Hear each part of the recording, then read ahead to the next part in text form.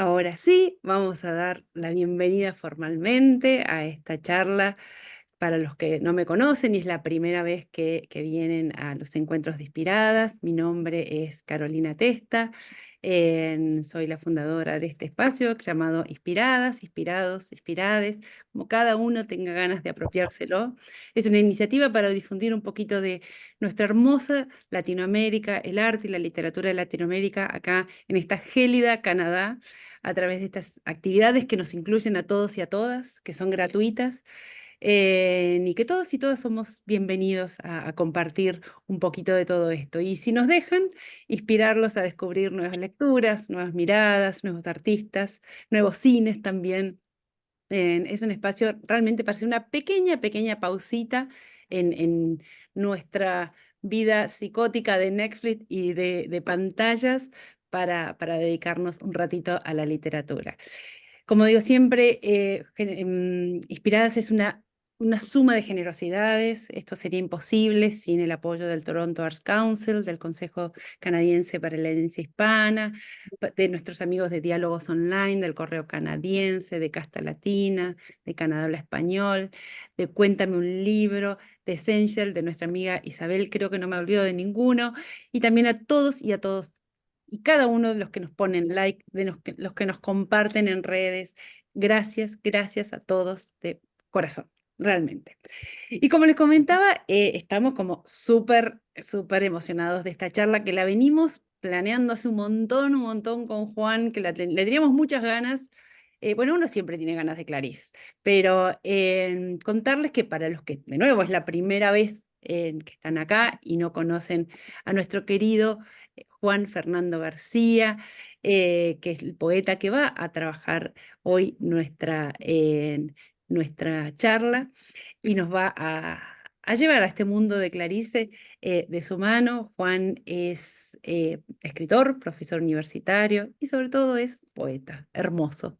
Publicó varios libros como La Arenita, Todo, Ramos Generales, Morón, Sobre el Carapachay, Temporales, Frente al Bosque de Pinos, y hace muy poco, el año pasado, el año pasado sí, que sacó Charo, publicado por la editorial Salta el Pez, editorial preciosa, por cierto, es editor del proyecto Muchos Días Felices, Muchos Libros Felices junto a Fabián Muggeri. En 2003 estuvo haciendo su residencia artística y siempre lo cuento porque lo hizo acá en Banff, en Canadá, así que lo tuvimos por estos lares. Y desde 1995 dicta talleres de lectura y escritura en ámbitos oficiales y privados. Ha sido jurado de la premiación en el género poesía del Fondo Nacional de las Artes y ha realizado colaboraciones sobre literatura y arte que aparecen periódicamente en un montón de lugares. Ha sido el curador del espacio Diversidad Sexual y Cultura, Orgullo y Prejuicio de la Feria Internacional del Libro de Buenos Aires y desde el 2020 nos acompaña en estos recorridos de Inspirada. Así que, Juan, es un placer para nosotros tenerte acá una vez más. Es un placer enorme estar charlando sobre Clarice. Como todos saben, somos de los que creemos que en la cultura para todos es un derecho humano, motivo por el cual estas charlas son gratuitas, las pueden difundir, después quedan en en el canal de YouTube para que todos tengamos acceso a nuestra hermosa literatura latinoamericana. Y ahora sí, sin más, vamos con Juan. Vamos. Bueno, gracias, Caro. Es un placer. Yo no pude ver todas las pantallas, pero sí veo algunos nombres, algunas caras conocidas. Muchas, Y, ¿cómo? son Muchas, ¿no? muchas. Eh, y también quienes nos acompañan desde el 2020, ¿no? En todo lo que ha encarado Inspirades y me parece que, bueno, yo lo agradezco porque me siento así acompañado por gente amiga y estas charlas de alguna manera eh, o la razón de ser es esa, compartir como si fuera una charla entre amigues, más allá de esta mediación. Bueno, una charla quizás con un amigo que habla solo, pero bueno, eh, ahora me tocó esto. Pero bueno, un poco, Clarice, como decías vos, es una lectura que no nos deja indemnes. Teníamos ganas y es una sorpresa que nos acompañe tanta gente. Muchas veces cuando pensamos estas charlas, ¿no, Caro? Pensamos que el material pueda estar disponible. Más allá de lo que de lo que envía Caro, que es una selección mínima, alguna referencia, algún texto, alguna curiosidad, un video, siempre también intentamos que los libros o que los autores estén disponibles, ¿no? Y en el caso de Clarice, voy a empezar por algo que iba a decir al final, pero me parece interesante pensar que en el caso de Clarice, en este momento, en el mercado tan vapuleado del libro en la República Argentina, hay por lo menos tres ediciones, cuatro editoriales por donde podemos conseguir obras de Clarice Lispector. Primero, Corregidor, que hace años, posiblemente de las primeras editoriales junto con Sudamericana en la década del 70, que empezó a editar a Clarice Lispector y que tiene toda la obra editada individualmente, digamos. Luego está Ciruela, que es una editorial española, que hoy los libros esos son prohibitivos para nuestra Carísimo. economía, carísimos. Fondo de Cultura Económica, que imprime en la Argentina los libros, los compilados, entonces está también toda la obra con traducciones mexicanas, y un par de libros en el Cuenco de Plata. O sea, Clarice, eso demuestra también el interés del público lector, del lectorado de Clarice, nuevo, viejo, quienes la leemos hace mucho tiempo. Seguramente habremos perdido en el camino y en las mudanzas algunas ediciones que parecían inconseguibles hace 30 años y hoy están al alcance, así que eso también se celebra. ¿Por dónde empezar a hablar de Clarice Lispector? ¿Por dónde comienza la lectura de una escritura que en principio diremos que no se parece a nada? El sentido último o el primero de estos encuentros es justamente contagiar el amor por ciertas voces que nos conmueven, que nos corren del lugar cómodo, digamos, de la lectura, del mero entretenimiento. Bienvenida también, por supuesto. Lispector está en el centro de esas lecturas que, vuelvo a repetir, como también lo dijo Caro, de las que no salimos indemnes, y el camino para llegar no necesariamente requiere de una hoja de ruta a la manera de para leer a Clarice Lispector o cómo leer a Clarice. Voy a decir Clarice y Clarice, pero no me voy a atrever a decirlo en portugués de ninguna manera. Pero como entre ustedes habrá quien nunca la leyó, entonces tomemos mis consideraciones como un camino personal, caprichoso, por donde acercarnos a nuestra amada escritora. Y como seguramente habrá fanátiques acá, espero no desentonar y no decir muchas tonterías, ¿eh? Vamos a entrar entonces en nuestra amiga Clarice. Para la crítica especializada, la literatura de Lispector es la gran modernizadora de la literatura brasilera. Rompe con esa marca de identidad que tiene la literatura, por lo menos en la primera, podemos decir, en la primera mitad del siglo XX, en una marca de identidad que es el predominio de lo narrativo por sobre lo expresivo, de una pincelada pintoresquista, localista, con un énfasis puesto en lo descriptivo de la realidad, una, digo, sobre todo una literatura de corte social, digamos, que da cuenta de las miserias, de lo miserable, de una realidad miserable, compleja, dramática y contrastada. Y si bien las historias de Clarice Lispector también son, en la mayoría de los casos, urbanas, siempre la gran ciudad, ¿no? Que en este caso Río, que es su ciudad de adopción, es un telón de fondo, ¿no? No es la realidad en el sentido de la literatura de corte social. Más allá de los datos biográficos que ustedes pueden buscar, no me voy a meter en eso porque digamos, es fácilmente googleable. Nace en 1920, ya tiene todo un periplo europeo, ucraniana, hasta llegar a Brasil, pero no me voy a meter ahí, digamos, porque los pueden buscar ustedes. O quizás haya alguien que haya leído la biografía que escribió Benjamin Moser, que se llama ¿Por qué este mundo? Quería empezar por... esa biografía se consigue, es ¿por qué este mundo? Y Benjamin Moser quizás les suena porque es el biógrafo de Susan Sontag, por el que recibió el Pulitzer. Es el mismo biógrafo. Sontag y Lispector. La biografía de Lispector es anterior, por supuesto, ¿no? Muchas veces hablamos en los talleres o las charlas que la Argentina no tiene biógrafos importantes. No hay biografías muy extensas, salvo honrosas excepciones, porque tiene que ver con una cuestión de presupuesto, digamos, requiere de mucho dinero a encarar un proyecto de una gran biografía, sobre todo de personajes que que han fallecido hace un tiempo y que requieren de investigación y viajes y demás. Pero bueno, digo, eso es un tema que para nosotros hay mucho más perfiles que biografía y por eso también un americano encara este tipo de proyectos, como el de Clarice Lispector seguramente. Pero quería empezar con un texto, por algo que ella escribió, y que es el comienzo que ustedes lo tienen ahí, pero no voy a compartir ahora pantalla, que es la explicación que no explica, que es un texto que ella escribe, son fragmentos, es un compilado de textos a partir de su libro de cuentos Lazos de Familia. Pero quería empezar con ese comienzo que se llama tiene un título que se llama Las tres experiencias.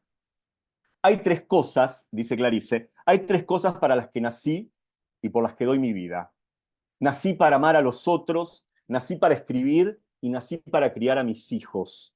El amar a los otros es tan vasto que incluye hasta el perdón para mí misma, con lo que sobra. Las tres cosas son tan importantes que mi vida es corta para tanto. Tengo que apurarme, el tiempo urge. No puedo perder un minuto del tiempo que hace mi vida. Amar a los otros es la única salvación individual que conozco. Nadie estará perdido si da amor y a veces recibe amor a cambio. Y nací para escribir. La palabra es mi dominio sobre el mundo. Tuve desde la infancia varias vocaciones que me llamaban ardientemente. Una de las vocaciones era escribir. Y no sé por qué fue esta la que seguí. Tal vez porque para las otras vocaciones necesitaría un largo aprendizaje, mientras que para escribir el aprendizaje es la propia vida viviéndose en nosotros y alrededor nuestro. Es que no sé estudiar y para escribir el único estudio es justamente escribir. Me adiestré desde los 7 años para tener un día la lengua en mi poder y no obstante, cada vez que voy a escribir es como si fuera la primera vez. Cada libro mío es un estreno penoso y feliz. Esa capacidad de renovarme toda a medida que el tiempo pasa es lo que yo llamo vivir y escribir. Bueno, tuve una declaración de principios, ¿no? En esas tres experiencias. El amor a los otros. Perdón que de refilón, mientras estaba leyendo, vi que alguien preguntaba el título de la biografía. No ¿Por pa- qué este mundo? Es una pregunta, es una interrogación indirecta, sin signos. ¿Por qué este mundo? Permítanme darme un gusto para empezar, como suelo hacer, que es Una leer con cosa, ustedes el disculpa Juan, que cuento. no Sí, sí, aclaramos para los nuevos, sí. que vienen por primera vez, Para los que vienen por primera que, vez. que en este espacio, que es muy amigable, pero es muy poco democrático, porque nosotros solo hablamos de los escritores y de las partes de los escritores que nos Claro. gustan nada más. Entonces, eso es una aclaración que vale la pena hacer. Vale la pena porque alguien cree que va a decir algo. Bueno, el gusto que me quiero dar es leer con ustedes un cuento que adoro, un cuento hermoso, breve, sencillo en apariencia, que de alguna manera nos habla a los que amamos la lectura. De alguna manera creo que este cuento nos habla a nosotros, que no es un esencialismo, sino esa pulsión que a muchos de nosotros nos acompaña desde chiques. La lectura. Y quiero leer completo ese breve cuento que es Felicidad clandestina, porque ahí se cifra esa pasión y también algunas marcas de los cuentos del Inspector, que ya veremos que en su gran mayoría difieren de lo que despliega en sus novelas. Voy a leer entonces, para empezar, Felicidad clandestina. Va a ser el único texto, el único cuento completo que voy a leer. Voy a compartir pantalla. Cuánta tecnología, Juan. Qué bien que estamos. Pero desplegamos como... Ahí estamos. Felicidad clandestina. Supongo que lo conocerán, algunos de ustedes lo conocerán, por supuesto, este cuento. Ella era gorda, baja, pecosa y de pelo excesivamente crespo, medio amarillento. Tenía un busto enorme, mientras que todas nosotras todavía éramos chatas. Como si no fuese suficiente, por encima del pecho se llenaba de caramelos los dos bolsillos de la blusa, pero poseía lo que a cualquier niña devoradora de historietas le habría gustado tener: un padre dueño de una librería. No lo aprovechaba mucho, y nosotras todavía menos. Incluso para los cumpleaños, en vez de un librito barato por lo menos, nos entregaba una postal de la tienda del padre. Encima, siempre era un paisaje de Recife, la ciudad donde vivíamos, con sus puentes más que vistos. Detrás escribía con letra elaboradísima palabras como fecha natalicio y recuerdos. pero qué talento tenía para la crueldad. Mientras haciendo barullo chupaba caramelos, toda ella era pura vergüenza. ¿Cómo nos debía odiar esa niña a nosotras, que éramos imperdonablemente monas, altas, de cabello libre? Conmigo ejerció su sadismo con una serena ferocidad. En mi ansiedad por leer, yo no me daba cuenta de las humillaciones que me imponía. Seguía pidiéndole prestado los libros que a ella no le interesaban. Hasta que le llegó el día magno de empezar a infligirme una tortura china. Como al pasar, me informó que tenía las travesuras de Naricita de Monteiro Lobato. Era un libro gordo, válgame Dios, era un libro para quedarse a vivir con él, para comer, para dormir con él, y totalmente por encima de mis posibilidades. Me dijo que si al día siguiente pasaba por la casa de ella, me lo prestaría. Hasta el día siguiente, de alegría, yo estuve transformada en la misma esperanza. No vivía, flotaba lentamente en un mar suave, las olas me transportaban de un lado a otro. Literalmente corriendo, al día siguiente fui a su casa. No vivía en un apartamento como yo, sino en una casa. No me hizo pasar. Con la mirada fija en la mía, me dijo que le había prestado el libro a otra niña y que volviera a buscarlo al día siguiente. Boquiabierta, yo me fui despacio, pero al poco rato la esperanza había vuelto a apoderarse de mí por completo y ya caminaba por la calle a saltos, que era mi manera extraña de caminar por las calles de Recife. Esa vez no me caí. Me guiaba la promesa del libro. Llegaría el día siguiente. Los siguientes serían después, mi vida entera. Me esperaba el amor por el mundo y no me caí una sola vez. Pero las cosas no fueron tan sencillas. El plan secreto de la hija del dueño de la librería era sereno y diabólico. Al día siguiente, allí estaba yo en la puerta de su casa, con una sonrisa y el corazón palpitante. Todo para oír la respuesta, la tranquila respuesta, que el libro no se hallaba aún en su poder, que volviese al día siguiente. Poco me imaginaba yo que más tarde, en el curso de la vida, el drama del día siguiente iba a repetirse para mi corazón palpitante otras veces como aquella. Y así seguimos. ¿Cuánto tiempo? Yo iba a su casa todos los días, sin faltar ni uno. A veces ella decía, pues el libro estuvo conmigo ayer por la tarde, pero como tú no has venido hasta esta mañana, se lo presté a otra niña. Y yo, que era propensa a las ojeras, sentía cómo las ojeras se ahondaban bajo mis ojos sorprendidos. Hasta que un día, cuando yo estaba en la puerta de la casa de ella oyendo silenciosa, humildemente, su negativa, apareció la madre. Debía de extrañarle la presencia muda y cotidiana de esa niña en la puerta de su casa. Nos pidió explicaciones a las dos. Hubo una confusión silenciosa, entrecortado de palabras poco aclaratorias. A la señora le resultaba cada vez más extraño el hecho de no entender, hasta que, madre buena, entendió al fin. Se volvió hacia la hija y con enorme sorpresa exclamó, pero si ese libro no ha salido nunca de casa y tú ni siquiera querías leerlo. Y lo peor, para la mujer no era el descubrimiento de lo que pasaba, debía de ser el horrorizado descubrimiento de la hija que tenía. Nos espiaba en silencio, la potencia de perversidad de su hija desconocida, la niña rubia de pie ante la puerta, exhausta, al viento de las calles de Recife. Fue entonces cuando, recobrándose al fin, firme y serena le ordenó a su hija, vas a prestar ahora mismo ese libro, y a mí, y tú te quedas con el libro todo el tiempo que quieras. ¿Entendido? Eso era más valioso que si me hubiesen regalado el libro. El tiempo que quieras es todo lo que una persona, grande o pequeña, puede tener la osadía de querer. ¿Cómo contar lo que siguió? Yo estaba atontada y fue así como recibí el libro en la mano. Creo que no dije nada. Cogí el libro. No, no partí saltando como siempre. Me fui caminando muy despacio. Sé que sostenía el grueso libro con las dos manos, apretándolo contra el pecho. Poco importa también cuánto tardé en llegar a casa. Tenía el pecho caliente, el corazón pensativo. Al llegar a casa no empecé a leer. Simulaba que no lo tenía, únicamente para sentir después el sobresalto de tenerlo. Horas más tarde lo abrí, leí unas líneas maravillosas, volví a cerrarlo, me fui a pasear por la casa, lo postergué más aún, yendo a comer pan con mantequilla, fingí no saber dónde había guardado el libro, lo encontraba, lo abría por unos instantes, creaba los obstáculos más falsos para esa cosa clandestina que era la felicidad. Para mí, la felicidad siempre habría de ser clandestina. Era como si yo lo presintiera. ¿Cuánto me demoré? Vivía en el aire, había en mí orgullo y pudor. Yo era una reina delicada. A veces me sentaba en la hamaca para balancearme con el libro abierto en el regazo, sin tocarlo, en un éxtasis purísimo. No era una niña con un libro, era una mujer con su amante. Qué hermosura.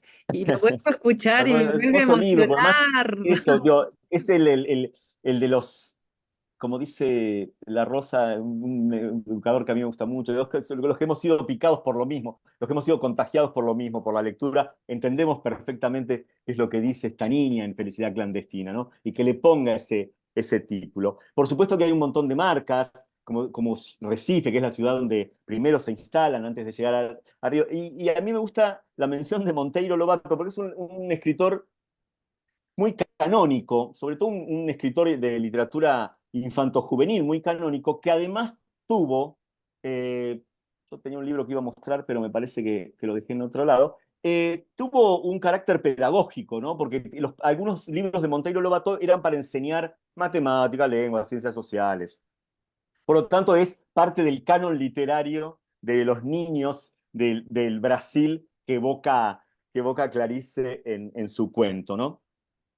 Yo decía que un cuento de esta naturaleza, como el que hagamos con cierta trama, podríamos decir, no se parece a lo que llamaríamos estilo Lispector. Pero también es evidente que no importa la trama en sí de este cuento, sino el mundo que representa, la mirada sobre la crueldad también presente, ¿no? Que nos hace acordar, por supuesto, qué duda, a los les niñes crueles de Silvino Campo. ¿M? Muchos han vinculado sobre todo la obra cuentística, pero bueno, porque Ocampo no escribió novelas, quizás hubiese escrito novelas a la manera o los últimos cuentos de Silvino Ocampo, pero puntos de relación del universo ocampiano con el del Inspector. Este es un paréntesis y ahora sigo con los cuentos. Lispector estuvo en la Feria del Libro de Buenos Aires en el año 76-77. Y los amigos de Silvino Campo, que por supuesto le decían, hay una brasilera que escribe como vos, a quien ella había leído, estaba al tanto, porque Silvina era una persona muy informada, aunque no declarara esas lecturas, pero leía lo que le acercaban. Ella había leído al inspector y sí veía algunas cosas, pero entonces les generaron un encuentro al que Silvina finalmente no va. Así que no se conocen con Silvina y el inspector en Buenos Aires. ¿Mm? Empecé por un cuento, entonces me voy a quedar ahí. Voy a hacer núcleos un poco grandes, pero los cuentos, las novelas y por último las crónicas. ¿Mm? Eh, si bien escribió y escribió todo, recién en 1960 aparece el que es considerado uno de sus grandes libros de cuentos, que es Lazos de Familia, ¿eh? Eh, en el que va a redundar en esas reflexiones. Este libro, que es como un libro muy maduro, digamos, dentro de la cuentística del Inspector, que abre además el camino de los cuentos. Su primer libro es una novela. Es el que va a redundar en estas reflexiones que tienen ahí ustedes, la explicación que no explica, ¿no? Cómo aparecen esos cuentos. Lazos de familia, La Legión extranjera, Felicidad clandestina, que es el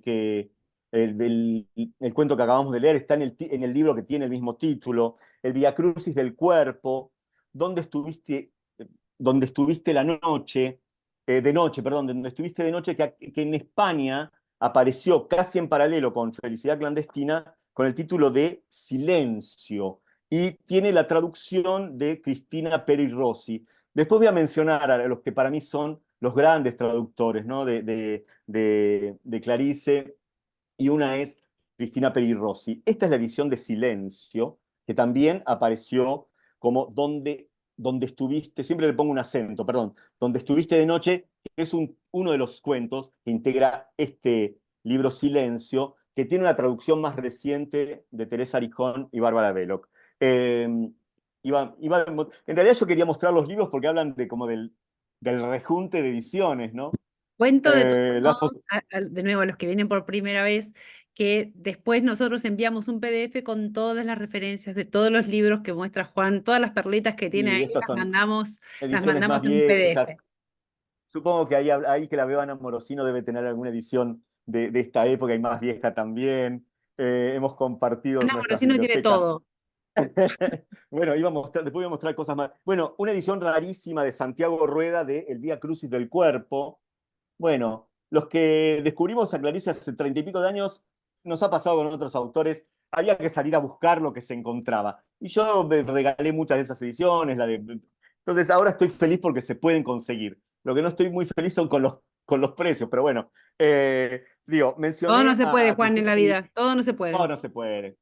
Eh, Mencioné a Peri Rossi, a Cristina Peri Rossi, después vamos a mencionar, ya que la mencionamos a ella también, los 40 años de la muerte de Julio Cortázar, amiga de Peri Rossi, y quiero compartir con ustedes algo que ella dice en el prólogo, un testimonio que acompaña esta edición de Silencio, la que les mostré, esto es, perdón, de Grijalvo, pero quería decir algo, porque después lo voy a volver a nombrar. Felicidad Clandestina tiene traducción de uno de nuestros más grandes traductores, además de un escritor exquisito que se murió, creo, el año pasado, que es Marcelo Cohen, un grande en todos los sentidos. Marcelo Cohen, traductor de muchas maravillas en su paso, en su exilio español, tradujo muchas cosas, además de poesía, un gran traductor de poesía. Felicidad Clandestina, Marcelo Cohen, Cristina Peri Rossi, Silencio. Y dice, ella declara en el prólogo su preferencia por los cuentos, por sobre las novelas. Y dice, el único tema obsesivo de Clarice Lispector es la mirada, la propia mirada. Importa mucho menos qué es lo que se mira que la manera de mirar. Decir la mirada es decir la percepción. Literatura de la percepción podría ser el subtítulo de toda su obra. Subrayamos esto. Literatura de la percepción. Si la literatura es metáfora y por lo tanto polivalencia, multiplicidad de imágenes, el esfuerzo verista de la autora pasa por otra forma de lo literario, aparentemente por la renuncia a esa interpretación de lo poético. Clarice Lispector escribe como mira, es decir, sin adornos. Esto es algo que ella va a subrayar también, la misma Lispector, ¿no? Cuando escribe sobre la idea de escribir sin adornos, de que la mirada no esté mediada, por supuesto que es una escritora, no es la idea del registro. Cuando hablamos de veracidad no hablamos de verdad en la literatura, hablamos de lo verosímil, también digamos, sin que esté demasiado decorado, aunque pasamos por profundos momentos de lirismo en la literatura del Lispector. Entonces, podríamos aseverar que la belleza de la prosa está en el modo en que nos presenta lo literario, prescindiendo de eso que llamamos lo literario. Un intento por llegar a un relato verdadero. Por eso en muchos de sus cuentos se cuelan reflexiones, observaciones, que bien podrían constituir una forma de explicación que no explica, justamente, valga la redundancia, una explicación que no explica en el interior de esas narraciones, sin trama y sin final, la más de las veces. Sin trama y sin final es un título que se lo debemos a Chekhov, a Anton Chekhov, el escritor ruso. Claro que la fuerza de esa renovación, que por supuesto hoy ya es parte de la tradición literaria brasilera, sin duda, ¿no? Forjada a lo largo de sus 30 años de producción, tiene marcas bien identificables. Por supuesto está Joyce, está Virginia Woolf, está antes Catherine Manfield, y también en mi lectura un poco chueca de la literatura brasilera, digo chueca porque no tengo una formación ni sé la historia de la literatura, todo ha llegado así como por oleadas, posiblemente de las primeras haya sido, yo le encuentro ecos de un narrador único, que es João Guimarães Rosa, el gran maestro de la literatura, pero justamente lo que yo decía al De principio, la ese generación del interactivismo, 45 también, la hablando, generación del hablando 45, casi como. Exacto, la generación del 45. Guimarães Rosa está imbuido digamos, el sertón, digamos, el paisaje cruel de la pobreza brasilera, ¿no? En Gran Sertón Veredas, pero en los cuentos les recomiendo, pero así con énfasis, que lean los cuentos de Guimarães Rosa. Hay algo que se cuela ahí en el modo de construcción de una gramática muy particular y preciosa. Creo que hay un eco también de Clarice Lispector, a quien seguramente habrá leído con sumo interés. Eh, Voy a decir una obviedad, perdón, pero digo, la singularidad de la obra de nuestra autora prescinde totalmente de cualquier referencia. Solo quería poner un marco, pero digo, podemos leerla sin ni siquiera haber leído a Joyce, ni siquiera haber leído a Virginia Woolf, ni siquiera sin haber leído a Guimarães Rosa. Creo que a veces es como un vicio academicista de encontrarle los precursores, los antecedentes y bla, bla. Voy a hacer un salto hacia las novelas. 1944 es el año en el que aparece Cerca del Corazón Salvaje, escrita unos años antes, a sus 19 años, al que le van a seguir La Araña, que tiene un par de traducciones, La Ciudad Sitiada, La Manzana en la Oscuridad, y luego, en 1964, 20 años después, La Pasión según GH, considerada su obra más relevante, ¿no? Luego van a seguirle Un aprendizaje o El libro de los placeres, La imitación de la rosa, Agua Viva, que es uno de mis libros personalmente, el que le tengo más amor, quizás porque fue ahí por donde entré al Inspector, eh, creo, y creo recordar todavía la conmoción que ese librito pequeño y contundente me produjo hace 30 años. Y La Hora de la Estrella, que es su última novela publicada el año de su muerte, en el 77. Iba a mostrar entonces, ya que hablé de Corregidor, que son quienes siguen manteniendo, solo que ahora en unas tapas renovadas, con las fotos. Un capítulo, por supuesto, un capítulo que no tiene que ver con la literatura es la belleza de Clarice Lispector, pero que no es un dato menor, ¿no? Ese rostro, ¿no? Esa postura, la pueden ver en infinidad de fotos tremendas, ¿no? Ese rostro tan particular. Bueno, esta es una edición, voy a decirles de qué año, porque debe ser del año 77, de La Araña, de Corregidor.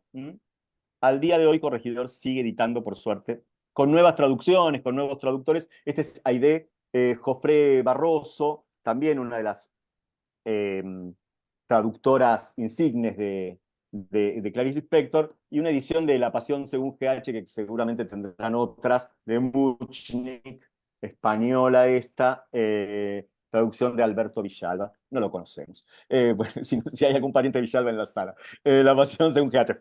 Prefiero las tapas con la cara de Clarice Lispector que ha sacado, por ejemplo, Fondo de Cultura Económica. Yo revoleo acá porque acá estoy rodeado de libros. No, por ejemplo, todas las ediciones del Fondo de Cultura Económica, al igual que las han aprovechado ese acervo enorme de retratos que hay del Inspector. Bueno, ¿qué decir de este conjunto de obras, ¿no? De este conjunto de obras imperecederas que son las novelas de Clarice Lispector? En la entrada de La Pasión según GH, dice, hay como una cápite, que es como una puerta de entrada, una llave para entrar a este mundo. Y dice, firmado por Clarice Lispector, CL.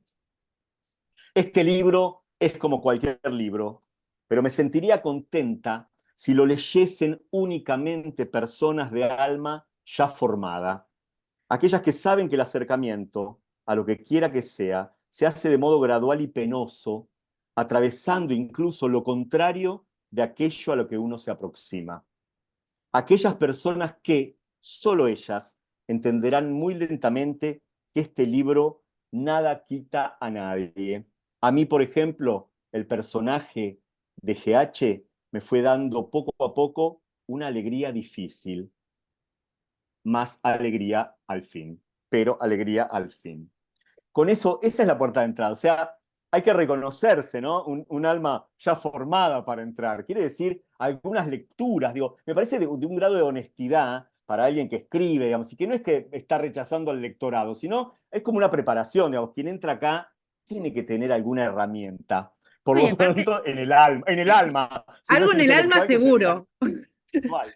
No, y aparte ese pacto lector que te arranca haciéndote un pacto es, bueno, acá pongámonos de acuerdo entre quiénes vamos a hablar, que también, pero es particular, porque también ella lo hace hay un libro de cuentos que ella escribió que se llama Casi de verdad, que también arranca diciendo que esta historia es linda o es buena para chicos que les gustan los conejos. También vuelve a ser como Claro, esa puerta de complicidad en empatía con los gustos, para empezar. totalmente. Totalmente. Sí, es algo que estaba en varios libros, no en esto justo que leí, en el Via Crucis del Cuerpo, que es un libro también eh, un libro de cuentos, también hay una explicación, también hay un, porque, o la relación con los editores, o con quien ella establece un vínculo para editar determinado, no es sistemática para escribir, por lo tanto, bueno, eso hablaría también de una relación con los editores particular, los editores de literatura, no de las crónicas. A la idea de una construcción de reminiscencias autobiográficas, Clarice contrapone lo bio. Esto lo escribe ella, ¿no? Lo dice así, sin rodeos, en Agua Viva. Dice, no voy a ser autobiográfica, quiero ser bio. Con la clara intención de dar cuenta de las vivencias sin domesticación, sin domesticar esas vivencias, ¿no? Ese anhelo de veracidad que decíamos y que veíamos en los cuentos. Si bien ya vamos a llegar a las crónicas, que escribían casi diariamente, ¿no? Como una periodicidad fluida, una parte, digamos, una parte central de su escritura, en una parte central de su escritura, podríamos decir que hay una especie de trasvasamiento, ¿no? De los límites y de las fronteras de los géneros literarios, ¿no? Hay fragmentos que van de uno a otro, ¿sí? De la crónica a la novela, de la novela a la crónica, o en un cuento, ¿no? Estos se identifican algunas citas, sobre todo porque las crónicas son absolutamente libres. ¿Sí? Puede ir desde el perfil artístico a una experiencia doméstica o un viaje, ni hablar de las cartas que son bueno, muy viajera, por supuesto, ¿no? El viaje signa buena parte de su vida, amén del viaje familiar, digamos, del exilio familiar o de la, ¿cómo se diría? Expatriada, ¿no? Eh, Todo vuelve al punto que también decía Peri Rossi en eso que yo les leía, ¿no? La mirada, la literatura de la percepción, ¿no? Entonces esa mirada va del cuento a la novela, estos cruces aparecen claramente, ¿no?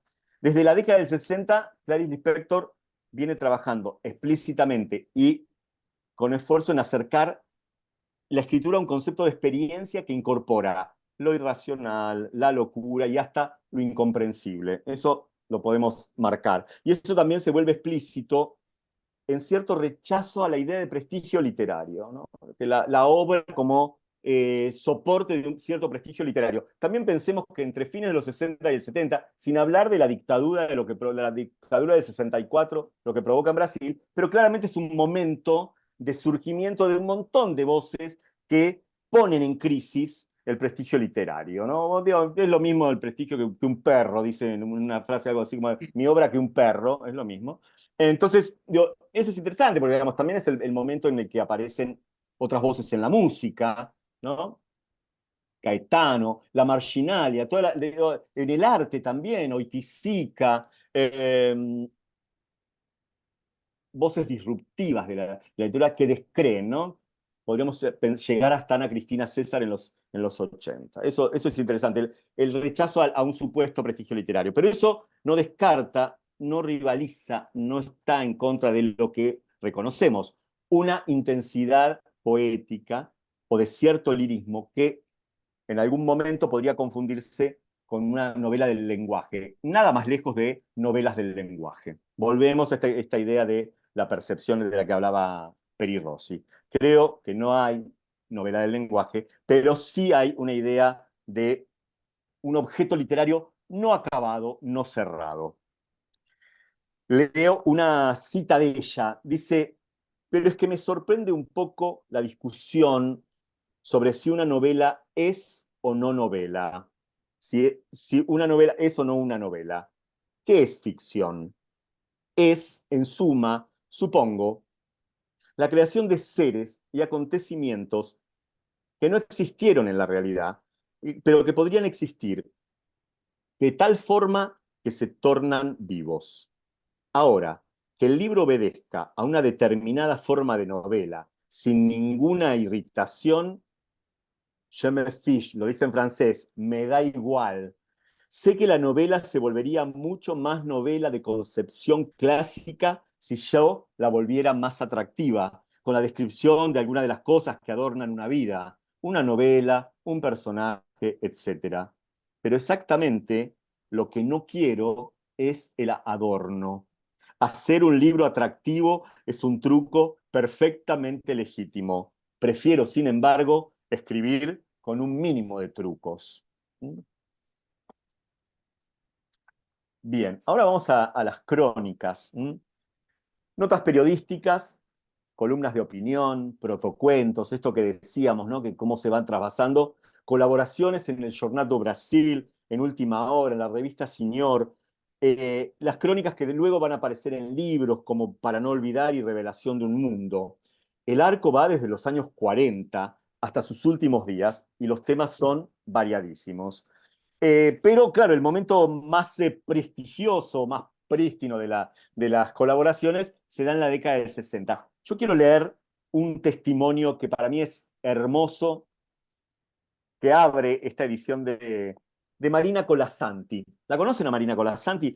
Sobre todo es muy popular, es una escritora brasilera ya octogenaria, eh, creo que del 37. Pero Marina Colasanti ha sido sobre todo reconocida por la literatura, por su escritura de la literatura infanto-juvenil, premiadísima. Bueno, le tocó trabajar con Clarice, pero miren que Marina Colasanti. Es el prefacio a esto. Yo voy a leer dos fragmentos porque me parecen exquisitos. Aquel viernes 18 de agosto de 1967 fue especialmente tenso en la redacción del Caderno B. Pesaba sobre nosotros una doble responsabilidad: inaugurar a la mañana siguiente el suplemento de los sábados y presentar a Clarice Lispector como cronista. Clarice dijo rápidamente a qué había venido. Rompiendo la tradición de la crónica continua, ocupó su espacio en la segunda página con varios textos cortos, una verdadera muestra de los que serían sus temas centrales a lo largo de los siguientes 6 años: la relación madre-hijo, la protesta contra la resignación, la búsqueda del yo, los desvanes del pensamiento y la transformación del hecho cotidiano en pura metafísica. Desde el principio me encargaron a Clarice. El editor del Caderno, reverente, parecía tenerle miedo, aunque en realidad era una reverencia que se confundía con la falta de trato. Le pareció más tranquilo encargarme que la recibiera cuando eventualmente viniera al periódico, que le mandara los comunicados necesarios y contestara el teléfono cuando ella llamara, pero sobre todo que recibiera sus textos y me hiciera responsable de ellos. Marina Colasanti en este momento tiene 30 años. Ese encargo me hizo feliz. Desde la adolescencia la admiraba y ahora textos similares a aquellos que había leído en su sección Children's Corner de la revista Señor llegaban a mis manos. Hago un salto. Dice: y porque Alberto Dines, editor en jefe de Jornal do Brasil, la había invitado a colaborar en el Caderno B, sucedió que aquella escritora estupenda me pedía que tuviera cuidado con sus textos, como si lo contrario fuera posible. Al iniciar sus colaboraciones vino a la redacción algunas veces, después nunca más. Mandaba los textos con una empleada en un sobre grande de papel de estraza, siempre igual, firmado con aquella letra difícil, la única letra que el incendio que le había engullido la mano derecha le permitía. Y cada vez, bueno, hago un paréntesis para quien no lo sabe, yo mandé a googlear la biografía. Digo, ella es víctima de un incendio, de un doble vicio. Las pastillas, toma pastillas para dormir, se queda dormida con un cigarrillo y se prende fuego su cama, logra salvar algunos textos, pero su cuerpo quemado le lleva, digo, pierde la mano, la movilidad en la mano derecha. Bien.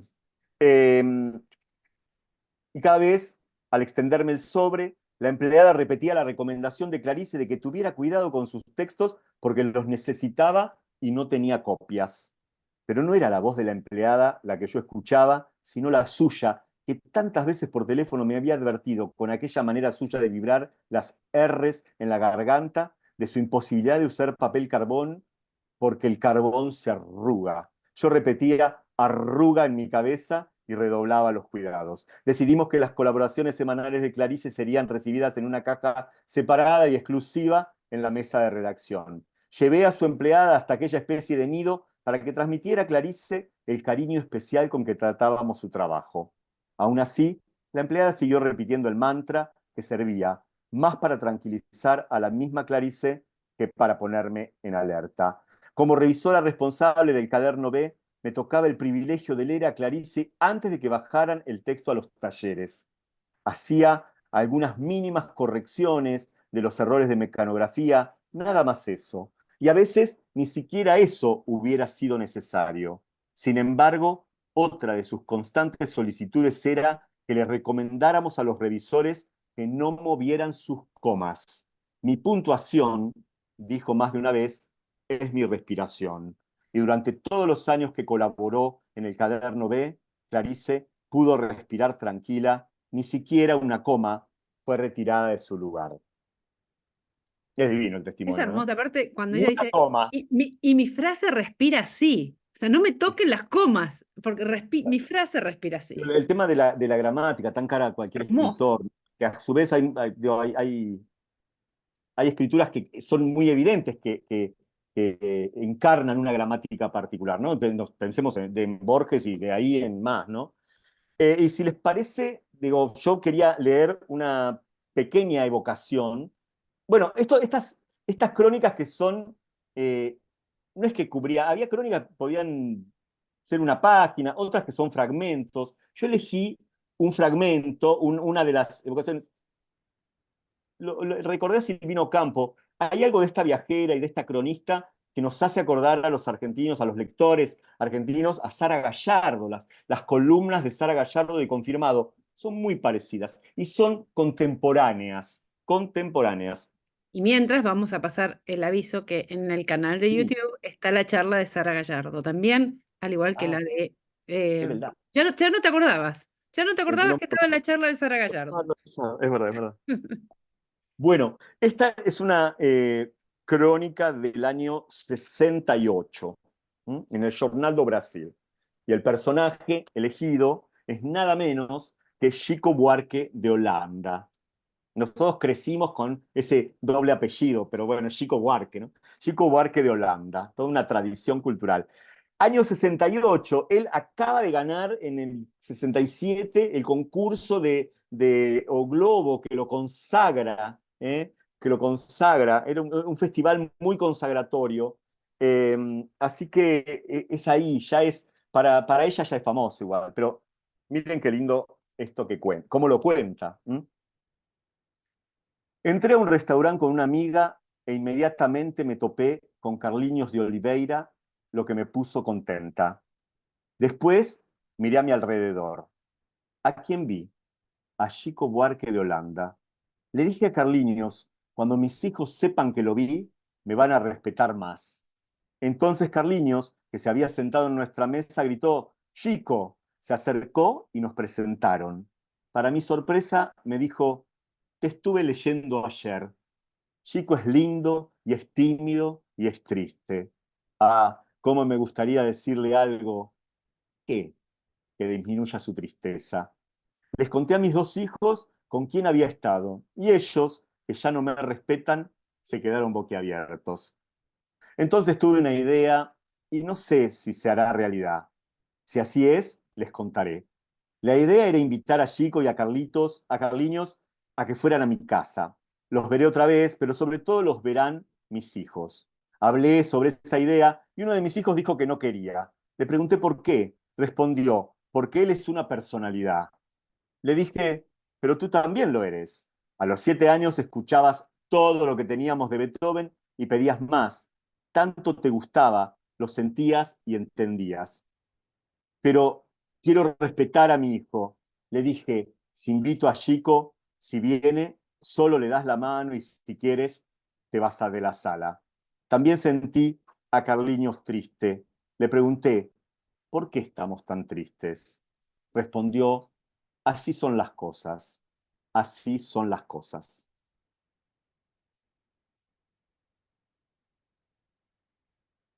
Eso, Hermoso, ¿no? hermoso. Es Y después precioso. vamos a mandar un par de links de Chico Buarque hablando También, de ella, claro, que también, es también. maravilloso, Bueno, maravilloso también. yo mencioné, digo, y un poco para ir cerrando también mi intervención, sé que estamos con tiempo, pero eh, después quería leer otro testimonio, pero hablé de los traductores de Clarice Lispector y me parece que es, digo, muchas veces hemos hablado acá y, digo, y yo lo repito, que es nuestra tradición, por lo menos en la Argentina, que compartimos con México y que muchas veces nos vemos no despreciando, pero sí poniendo en duda algunas traducciones españolas. Digo, pero nosotros tenemos una profunda, una fuerte tradición de buenos traductores.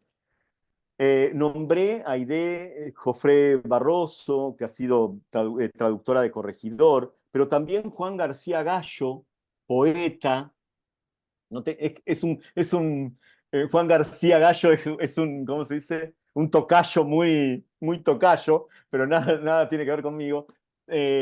Colega, falleció hace unos años, Juan García Gallo ha traducido Agua Viva, ha traducido los grandes libros también. Marcelo Cohen, a quien mencioné por Felicidad Clandestina, Cristina Perirossi, también más cerca, más acá, Florencia Garramuño para Corregidor, Gonzalo Aguilar, Amalia Sato, Teresa Arijón y Bárbara Belloc. De este conjunto, por supuesto que puedo enumerar 4 o 5 poetas, lo cual habla también de una percepción de la traducción en manos de poetas que le da, me parece, otro carácter. Hablé de Florencia Garramuño, voy a recomendar estos libros que después vamos a mandar la referencia.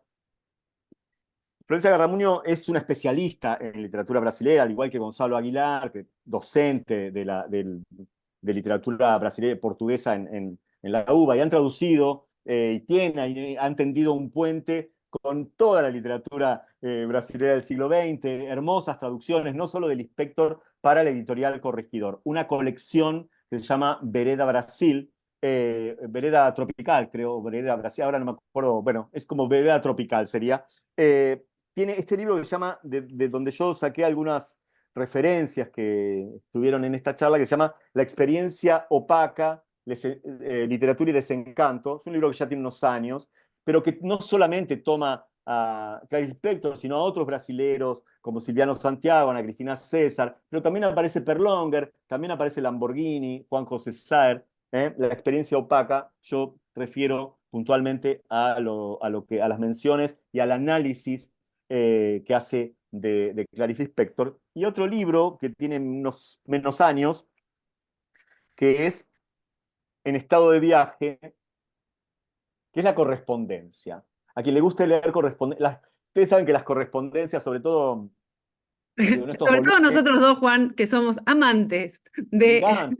Pero además de es lo como leer, de epistolar. verdad es como leer una novela. Hay escritores, por supuesto, el siglo XX está plagado de escritores que escribieron infinidad de novelas, perdón, de cartas con todo el mundo, establecieron correspondencia y que pueden ser leídas casi como una novela. En el caso de este libro que selecciona, traduce y prologa Gonzalo Aguilar, eh, es muy interesante porque hay algunas familiares, después hay con algunos amigos con los que tiene una recurrencia, pero hay cartas a sus familiares. Las primeras 2 cartas son la que le escribe al presidente de Brasil, a Getúlio Vargas, en los años 40, pidiéndole, porque acaba de cumplir 21 años, la nacionalidad. Y son 2 cartas porque el trámite se está haciendo, digamos, ella no es una personalidad todavía, como dice su hijo por Chico, todavía en el año 41 no es una personalidad, pero ya está por publicar su libro, pero sí le cuenta ese por qué brasilerísima, por qué quiere la nacionalidad. Son 2 cartas y después todo el libro, sobre todo a la correspondencia con Fernando Sabino. Eh, se puede leer como una gran novela. Estas cartas también. Eh, y quería mostrar un último libro, pero esto es como mi tesoro porque es muy pesado, que es este libro maravilloso que editó, que se llama, bueno, son los Cadernos de Literatura Brasilera, que editó la Fundación, el Instituto Moreira Salles.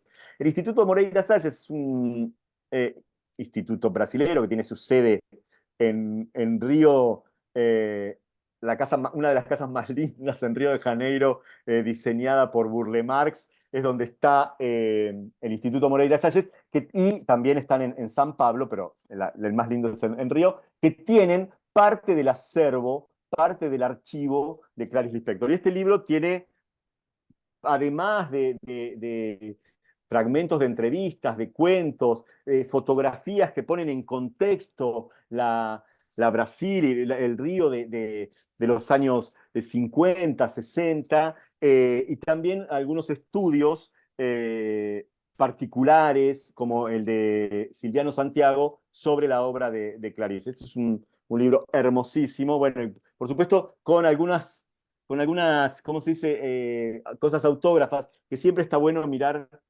como un fetiche la letra ajena. Sí, Caro. Y, no, y que está compartiendo acá, y creo por el nombre, debe ser Carolina Antoniades, si no me equivoco, está compartiendo, a ver si podemos compartirlas, las imágenes de la muestra de las pinturas de Clarice. Ah, mira, Acá en el chat, también en el Instituto Salles Moreira Salles, Moreira Salles de Río de Janeiro. Gracias, Caro, por compartir esta qué bueno. perfecta. Gracias. Nos acompaña siempre, Hermoso. Caro. Bueno, tengo un minuto más, Tenés, 2 minutos tenés más. 20 Esto era lo minutos. que no, iba. Otra de las personas cercanas y que ha testimoniado, digo, por supuesto hay mucho testimonio, una vida corta y muy intensa, ¿no? Porque digo, muere a los 56 años. Sagitariana en todo su esplendor, aventurera, ¿no? Hay algo que signa su vida, pero de tan sagitariana que muere bajo el signo de Sagitario un día antes de cumplir 57 años. Pero bueno, así somos. Nélida Piñón, otra de las grandes escritoras brasileñas yo nombré a Marina Colasanti, la otra es Nélida Piñón, contemporáneas, sin meternos en el terreno de las poetas y de los poetas brasileros, narradora que ha recibido Príncipe de Asturias y demás, tiene un testimonio, cuenta, este libro se llama Libro de Horas, son sus memorias, pero memorias fragmentadas y tiene distintos momentos con distintos personajes. Hay uno dedicado a su amistad con Clarice, cuenta que tiene la costumbre de visitar una tarotista y a la que sigue consultándole Clarice. Y dice, eh, además de contar eso, dice, hacía mucho que Clarice mostraba interés por el Nuevo Testamento, ¿no? Hay un libro que se llama El Vía Crucis del cuerpo, además, ¿no? Sobre todo por la persona de Cristo, un advenimiento a su vida. Nos parecía que Jesús podría salvar a los hombres. Y en cierta ocasión, discurriendo sobre el cristianismo, me confesó que, de no haber sido judía, habría elegido ser cristiana. Ahora se usa igual ser mitad y mitad acá, ¿eh? En la década del 60 me obsequió un cuadro titulado Madera hecha cruz, hablando de las pinturas, ¿no? Que pintó en homenaje a una novela mía datada en 1963. La tela mostraba tres figuras colgadas de la cruz, con Cristo al centro, rodeado de los dos ladrones. Me conmovió su gesto, al que ella quiso quitar importancia. Ambas éramos ceremoniosas, pero con continuas pruebas de afecto. Lo tengo en mi casa y la pintura se ha decolorado con los años. Al cruzar ante él en el corredor me siento triste por su muerte. Clarice me hace falta, me duele al evocarla. Su amistad me hizo crecer. Después de su muerte, durante años rehusé dar testimonios sobre ella, aunque comprobara los equívocos biográficos sobre esta genial escritora. En especial, los relativos a su madre, quien, según reciente versión del brillante biógrafo Benjamin Mouset, habría sido violada, surgiendo de este acto brutal la terrible dolencia que la llevó a la muerte cuando Clarice tenía 9 años de edad, ya instalados en Recife. Un hecho que me inquieta, deseosa de saber de quién obtuvo el biógrafo esa dramática confidencia. ¿Acaso de Lisa Lispector, escritora de talento, fallecida en el año 1989, a quien conocí, una mujer severa, circunspecta y que habría sufrido por no habérsele reconocido el talento que veía concentrado en su hermana menor, incapaz ella, a mi juicio, de desbordamientos, de ceder intimidades a nadie, y menos aún dejar alguna pista que revelara finalmente el doloroso secreto de la familia? ¿O provino de Tania, que murió en 2007 a la edad de 92 años? De todos modos, me resulta extraño, las hermanas son, ¿no? Eh, de todos modos, me resulta extraño que alguien de la familia haya expuesto al fin al público una posible verdad resguardada durante décadas. Después de la muerte de Clarice, en la mañana del 9 de diciembre de 1977, víspera de su cumpleaños, en el hospital de La Laguna, estando presentes Elisa y Tania, el hijo Paulo y la nuera Ilana, además de Olga Borel y yo, Olga me llamó aparte. Su tono grave me invitaba a que habláramos con la familia sobre un tema delicado. Según ella, Clarice le había manifestado su deseo de ser enterrada como cristiana, dando así pruebas de su conversión. Me costó reponerme, me resistí a suscitar semejante problema en un momento tan delicado, cuando le sería dada sepultura. Firme, exigí silencio al respecto. El asunto debía quedar entre nosotras. Argumenté además que, si de hecho Clarice deseaba una sepultura y una ceremonia cristianas, habría registrado su voluntad en algún documento válido. Prevaleció mi consejo, el asunto no volvió a mencionarse, al menos de parte mía. Y solo lo comento ahora por parecerme históricamente oportuno revelar facetas de Clarice Lispector que ya no pueden afligir a sus familiares, quienes, siempre elegantes y dignos, asistieron contritos a la misa de resurrección que Olga y yo ofrecimos en la iglesia del M 7 días después de su muerte. He terminado. Sí. He dado todo de lo mejor de mí. En este lunes feriado. No, pero bueno, cuando hace unos días atrás, en el fin de semana, le mando un mensaje a Juan en la mitad de la tarde, le digo, Juan, a modo de desesperación, porque como les dije, no había leído todavía La Pasión según GH, y le dije, me está volando la cabeza, tengo la cabeza volada, y empecé a subrayar. Y después decidí poner en la tapa del libro todo el libro subrayado, directamente, dejar de Hay libros estar que deberían poniéndole porque para los que no lo leyeron, ármense es un tratado de filosofía. O sea, Ah, es un libro que realmente me gustó haberlo leído tiempo después de haber leído mucho de Clarice y de haber descubierto en un libro que realmente recomiendo ampliamente. Me voló la cabeza del latín. Realmente. Ahora sí, si preguntas, ahora vamos a abrir, levanten la mano, pueden comentar, preguntar, está compartir mi opciones. amigo Ale Paiva por ahí. ¿Cómo? Está mi amigo Ale Paiva, creo. ¿Dónde está? No lo vi. Y por allá, por allá. Tiene una foto puesta. No sé si estará escuchando. Eh, de todos modos, vamos a mandar las fotos que mandó Caro. Ahí te veo, Caro. Ahí te veo. Gracias por compartir. El chat está que arde. Eh, y Gracias. vamos a mandar las fotos que compartió generosamente Caro. Dalia, Buenísimo, gracias también por genial. acompañarnos. De nuevo, levanta la mano. Esto es el tiempo que tenemos para abrir los micrófonos y contarnos qué les pareció, qué les produjo, la conocían, no la conocían, es la primera vez que dan con un cuento de Clarís. ¿Qué tanto practicaba cierto esoterismo al respecto? Bueno, justamente el testimonio yo no leí la biografía, ¿eh? Soy un lector un poco. No leí la biografía, pero sí este testimonio de Nélida Piñón, ella insiste con la consulta al tarot y seguramente, digo, alguna otra mancia por ahí. Sí, le daba bastante bolilla. No sé si eso regiría su escritura o si era digo, una práctica más que personal, ¿no? Eso no lo sé. Si hay películas, Claudia, hay un documental que salió por los 100 años de Clarís, después vamos a compartir el link. Y después hay, muy recomendable, están lamentablemente en portugués, pero se entiende bastante. Hay una serie de entrevistas que Clarice hace a El último, diferentes... son Sí. del año 77. Hay una que es como la última que ella da, Ujú. que es buenísimo. Digo, más allá de esto que decís, Carlos, es verdad. Digo, hay algunas que están subtituladas, otras no, se entiende, pero es genial verla, el tiempo que se toma para responder, ¿no? Los silencios, que son otra parte importante también de su literatura, pero en su oralidad, ¿no? Cómo piensa, ¿no? Que No las frases de él responde se por... respiraban así. Sí, realmente se toma el tiempo y son respuestas bastante cortas en general, cortas. Sí. pero como que no hay ninguna palabra, ninguna respuesta al azar. En todas hay como una profundidad y en muchas hay partes de la referencia a la pasión según GH, de esta cosa trascendental en algún punto.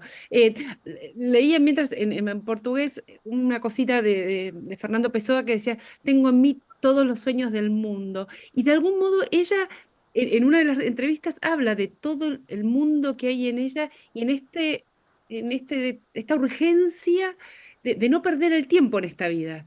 O sea, como si fuese algo que es muy corto y se nos escapa cada rato. Y ella lo hace, en una de las entrevistas lo explica muy bien. Muy recomendables las entrevistas. Dice, hay una serie documental dedicada a artistas brasileñas. El último episodio se titula Ellas en singular. Muchas gracias por la recomendación. Lo vamos a googlear y lo vamos a compartir. Eh, y la escritora quebequense Claire Barin, hizo su tesis de doctorado sobre Clarice. Bueno, Dice, claro, creo que sería bueno ese es que lo otro puedan capítulo de ver compartir. cómo digo, hace muchos años que Clarice despierta el interés académico y digo, no solo digo, internacional, ¿no? Hay un libro muy bueno de Hélène Cixous, la feminista francesa. Hay un Sí. ensayo que le dedica a Clarice Lispector que es brillante, brillante, que está, creo, en la balsa de la Medusa. ¿Cómo se llama ese ensayo? Alguien se acordará quizás mejor que yo. Después voy a pasar la referencia bien. Pero justamente es de las primeras intelectuales, podríamos decir, una académica, desde el feminismo de la segunda ola. Cixous empieza a desarrollar su obra en los 70, que le dedica especialmente a Clarice Lispector. Eso es como más inédito, digamos, ¿no? En su época, ¿no? La risa de la medusa. Acá La risa, no, perdón, Silvia gracias, gracias. Sasunik, Ese, por ese libro supuesto. está. ¿Quién lo dijo? Silvina Sasunik. Claro, No gracias, sí. podía ser de otra manera. Exacto, la risa de la medusa. Ahí está. Muchas gracias por todas las referencias. Ahí está la entrevista, están compartiendo los links. Después los vamos, por supuesto, a pasar todos.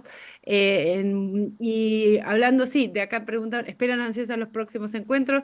Tenemos un notición, ¿no, Juan? Para compartir para el próximo encuentro. Pues, Venimos así como al palo con el tema de la literatura. Confirmadísimo el día 26 de noviembre. Esperamos a todos y a todas porque va a estar con nosotros nuestra querida, amada, admirada, etcétera y etcétera, Gabriela Cabezón Cámara, que va a estar con nosotros charlando en encuentro que nos tiene súper, súper emocionados, por supuesto. Así que hemos tenido algunos problemitas con el tema del Eventbrite esta vuelta. Posiblemente cambiemos de forma de registro, no sabemos todavía si para este encuentro o el otro. Y después vamos a tener para marzo Tiempo de Escritoras con Eugenia Sicabo, que son los dos encuentros próximos que vienen, y después nos toca cine y artes visuales. Pero por ahora seguimos con las letras, Dios. esperando ansiosos el encuentro con Gabriela Cabezón Cámara. Hemos hablado de ella, para los que no la conocen, hemos hecho referencias de su obra en Tiempo de Escritoras, sobre sus libros, Las aventuras de la China Iron, La Virgen Cabeza, mucha literatura. Su último libro que sacó, para los que Las niñas no del lo, Naranjel. La Niña del Arangel. Así que estamos de los más excited. Estamos de los más emocionados con nuestro próximo encuentro, así que los esperamos a todos y a todas. Pueden escribirnos, sí, contestamos todos los emails, a veces tardamos un poquito, pero agradecemos a todos y a todas los que nos escriben, los que nos mandan saludos, los que nos dan sugerencias. Todas las sugerencias son más que bienvenidas. ¿Qué fecha, Karina? El 26 de febrero, a las 6 de la tarde de Toronto. 10 días, 2 lunes. Dentro de 2 lunes, exactamente. Vamos a estar con Gabriela y sugerencias, todo nos ayuda a mejorar cada día. Estamos muy contentos de que nos hayan acompañado. Gracias, gracias de todo corazón por acompañarnos en esta aventura que se llama Inspiradas y que, nada, nos gusta compartir y charlar mucho, mucho de cosas como la literatura, el arte, el cine y todo lo que nos une en este mundo tan loco que, como diríamos, siempre tendremos poesía. Gracias, Juan, de corazón, por acompañarnos una Gracias, vez más, gracias mi a, vida. gracias a todos, por favor. Gracias, Caro. Gracias, gracias, gracias. Adiós. Gracias, adiós. Gracias. Gracias, feliz noche. Gracias. Gracias, Chao. gracias, Chao, bye. gracias. Como Gracias. siempre, un placer. Ay, Gracias, chao. Todo maravilloso. Muchas gracias. ay, gracias. Muchas gracias, hermosa clase. Rico el encuentro. Gracias por Gracias. tanto. Chao. Qué cantidad de gente. No, no, increíble, increíble. Ahí están compartiendo. La constelación. Eso debe ser un catálogo de una muestra, ¿no, Gab? Catálogo, sí, el catálogo. Ah, qué lindo. Constelación. ¿Cuánto, no? Buenas noches. Buenas noches, buenas noches. Ah, Guille, Chao. ahí voy viendo gente que no había visto. Guille, Sí, yo también estoy viendo. Silvia Pailé. Mira qué amplio. Cantidad de mensajes, gracias, gracias a todos. Irene, gracias, gracias por acompañarnos. Gracias. Mm. Saludos y Ah, gracias. claro, ¿dónde están las pinturas? Decían ahí, claro. Qué Las genial. vamos a mandar igual. Me encanta el